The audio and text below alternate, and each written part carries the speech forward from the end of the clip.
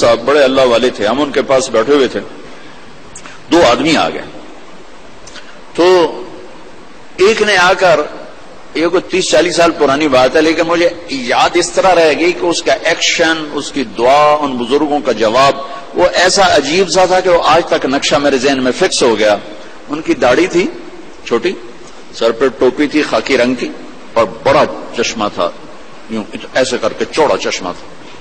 آ کر کہنے لگے حضرت جی دعا کرو اللہ رزق حلال دے تے بہتا سارا دے، یوں ہاتھ پھیلائے، اللہ تعالیٰ رزق حلال دے بہتا سارا دے۔ انہوں نے بڑے پولے منہ سے کہا حلال تھا تھوڑا ہی لبو، وہ ایسے انہوں نے بے ساختہ حلال تھا تھوڑا ہی لبو، وہ میرے اندر راسخ ہو گئی یہ بات۔ ڈاکٹر ہو، تاجر ہو، وکیل ہو، انجینئر ہو، زمیندار ہو، کاشتکار ہو، صنعتکار ہو، حلال حرام کے مقابلے میں تھوڑا رہے گا، اور شیطان دکھاتا رہے گا دیکھو دیکھو دیکھو بڑے زبردست ہے، نہیں روکنا ہے روکنا ہے روکنا ہے روکنا ہے، کہ ایک دن اللہ کے سامنے بھی کھڑے ہونا ہے۔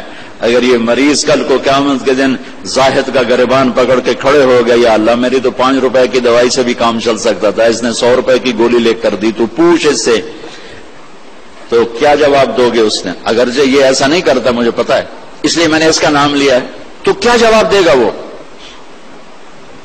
تو دوسری بتائی کلو من الطیبات، حلال کھانا ہے حرام نہیں کھانا۔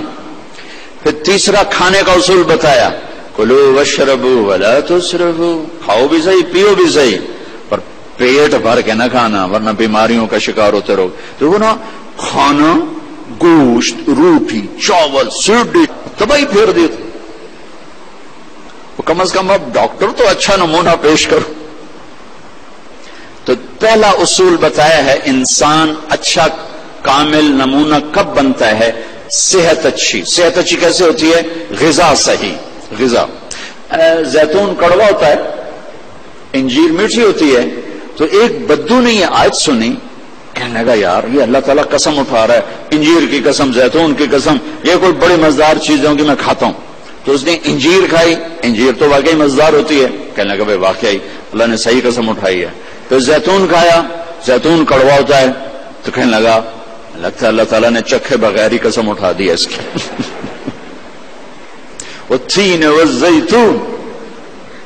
تو میں آپ سب سے، بچوں سے، بچیوں سے، ڈاکٹروں سے کہتا ہوں اپنی غذاؤں کو، بیکری سے باہر آؤ، بیکریوں سے نکلو، بسکٹوں سے، پیسٹریوں سے، کیک سے، سموسے، پکوڑے۔ اپنے نبی کا چارٹ پڑھو، میرے نبی کیسے کھاتے تھے، کیا کھاتے تھے، کم از کم اس سے راستہ مل جائے گا۔ وہ غذائیں تو ہم نہیں کھا سکتے لیکن کم از کم ہمیں راستہ تو ملے گا۔ کبھی آپ نے بھنا ہوا گوشت زندگی بھر نہیں کھایا، بھنا ہوا گوشت، ہماری کڑھائیوں سے سارا بازار بھرا پڑا ہے، زندگی بھر بھنا ہوا گوشت نہیں کھایا، اور گوشت کھایا تو صرف گوشت ہی کھایا۔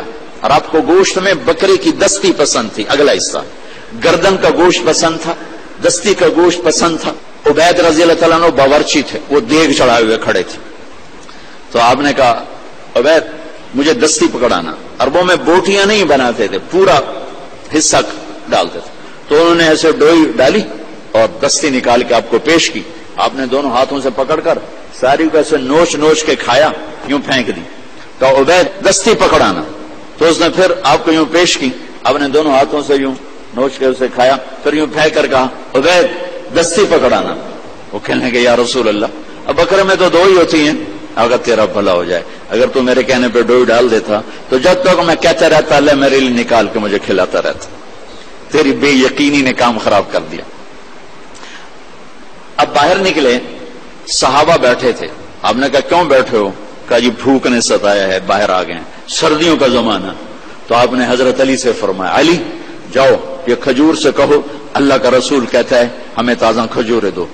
اگر حضرت علی بھی عبید کی طرح کہہ دیتے کہ جی یا رسول اللہ کھجوریں تو سردیوں میں کوئی نہیں ہوتی، تو پھر وہیں اللہ کی مدد رک جاتی۔ تو علی کا مقام تو عبید سے بہت اوپر تھا، وہ ایک دم اٹھے، کہنے لگے اللہ کا رسول کہہ رہا ہے ہمیں تازہ کھجوریں چاہیے۔ تو شدید سردی میں درختوں کھجور کے پتوں سے تازہ ٹپ ٹپ ٹپ کھجوریں اتنی گری کہ پوری چادر بھر گئی۔ تو آپ نے چادر اٹھا کے لاؤ بھائی کھاؤ بھائی، آپ نے سب کو کھلایا۔ تو آپ کو گوشت میں دستی پسند تھی، لیکن آپ گوشت کھاتے تھے، ساتھ اور کوئی چیز نہیں کھاتے تھے.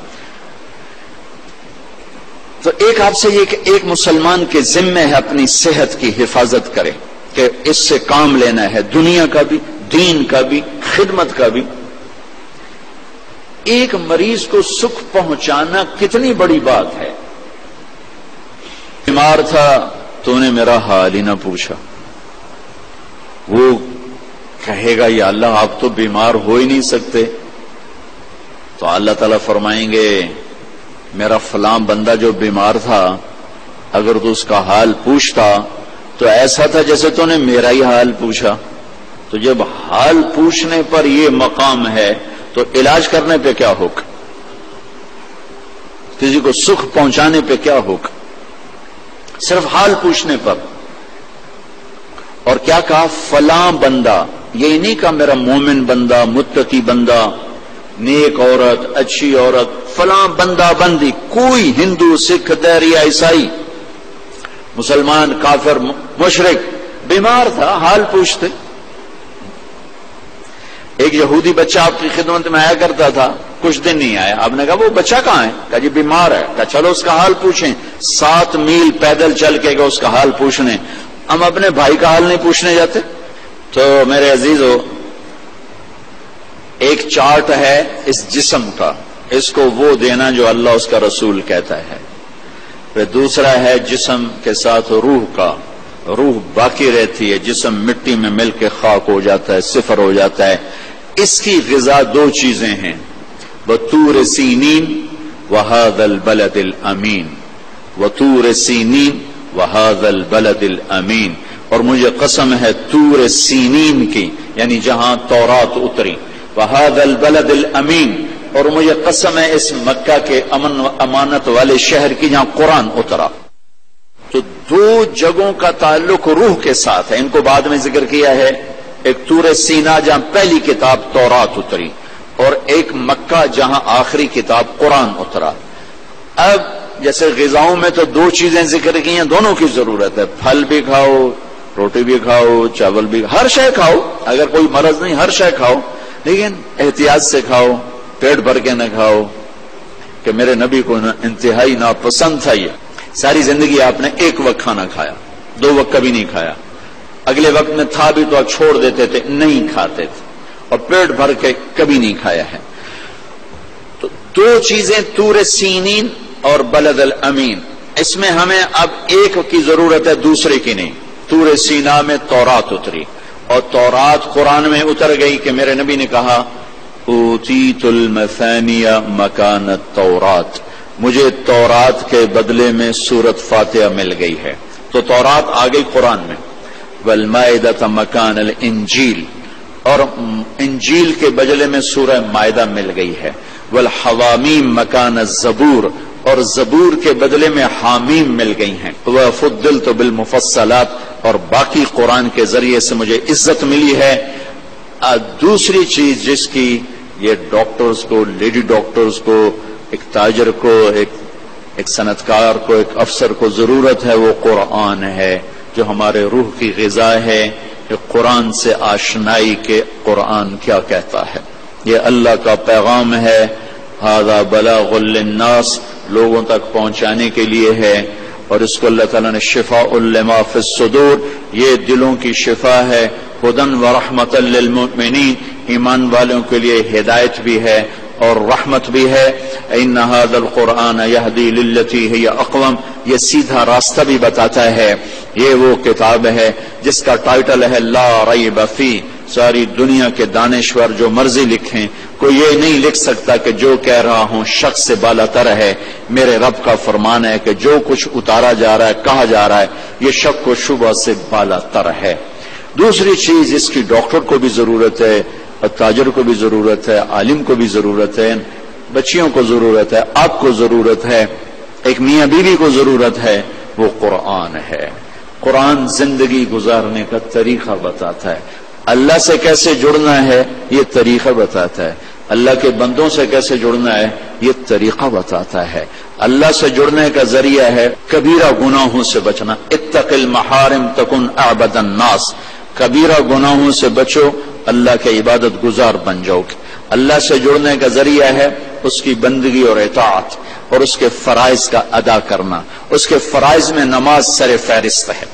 700 دفعہ قرآن میں نماز کا ذکر آیا ہے، اور 10 دفعہ اقیموا الصلاۃ وآتوا الزکاۃ، اقیموا الصلاۃ وآتوا الزکاۃ، اقیموا الصلاۃ وآتوا الزکاۃ۔ 10 دفعہ اللہ نے کہا نماز پڑھو زکوٰۃ دو، نماز پڑھو زکوٰۃ دو۔ عبادات میں مردوں عورتوں کے لیے نماز سب سے اعلیٰ درجے کی چیز ہے۔ جعلت قرۃ عینی فی الصلاۃ، آپ کلاس لے رہے ہیں، نماز سر پہ آ گئی ہے، اب آپ مسجد کی طرف بھی جائیں، آپ کلینک میں بیٹھے ہیں، نماز کا وقت آ گیا ہے، آپ 10 منٹ کا وقفہ لیں اور اپنے اللہ کے سامنے سجدے میں سر رکھیں، پھر آپ اپنے کلینک پر آئیں۔ آپ آپریشن کر رہے ہیں، وہاں سے نکلنا مشکل ہے، اب 10 منٹ بعد نماز پڑھ لیں، لیکن چھوڑنے کی گنجائش نہیں ہے۔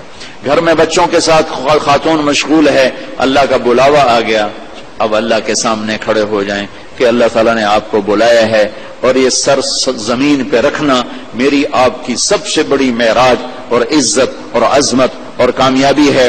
اور میرے نبی کا دنیا سے جاتے ہوئے آخری پیغام تھا الصلاۃ، میری امت نماز نہ چھوڑنا۔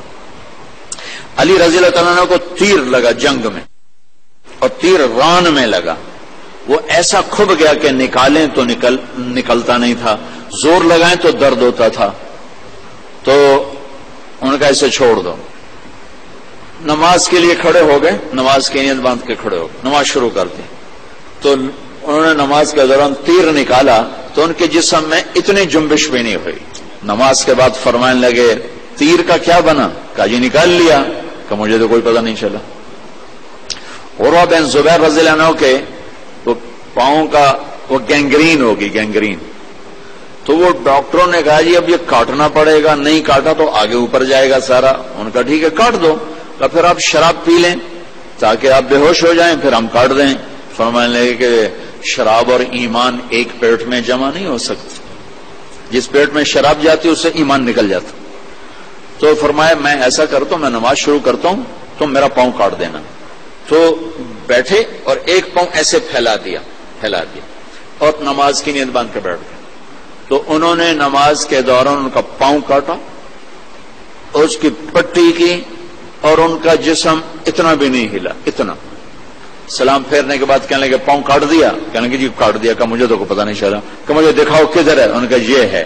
تو اپنے پاؤں کو پکڑا اور یوں، اے اللہ تو گواہ ہے میرا یہ پاؤں کبھی تیری نافرمانی میں ایک دفعہ بھی نہیں اٹھا، ایک قدم بھی اس پاؤں سے میں تیری نافرمانی میں نہیں چلا۔ رابعہ بصری رحمت اللہ علیہا اپنے خامن سے فرماتی رات کو غسل کر کے کپڑے پہن کے خوشبو لگا کے کہ آپ کو میری ضرورت ہے؟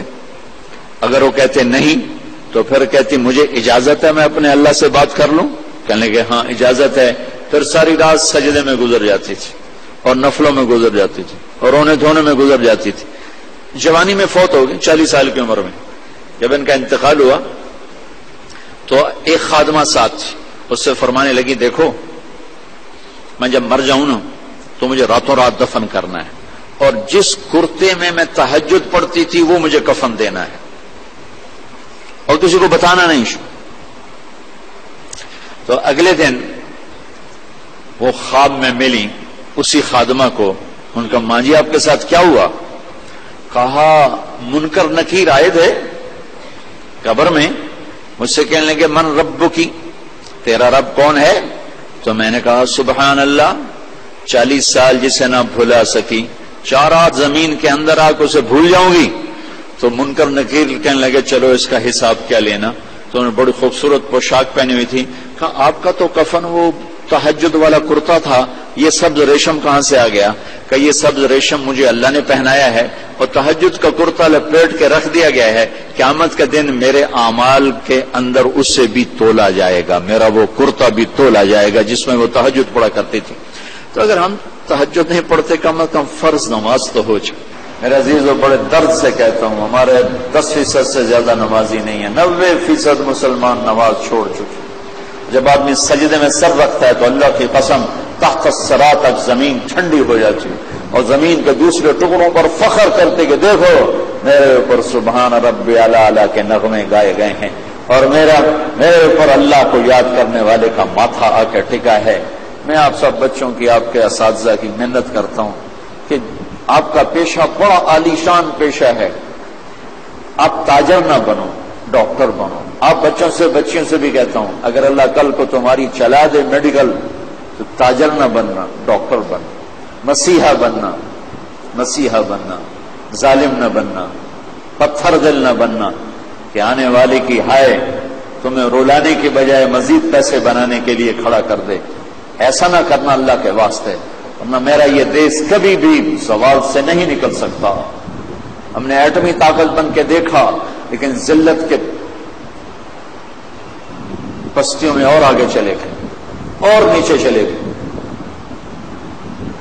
نماز نہ چھوڑو، کسی حال میں نہ چھوڑو۔ تمہاری کلاس چل رہی ہے، کلاس کے بعد جا کے پڑھو۔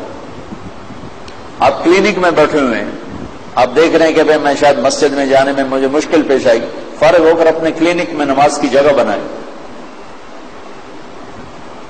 اللہ کے سامنے سب رکھنا۔ آپ گھر میں ہیں،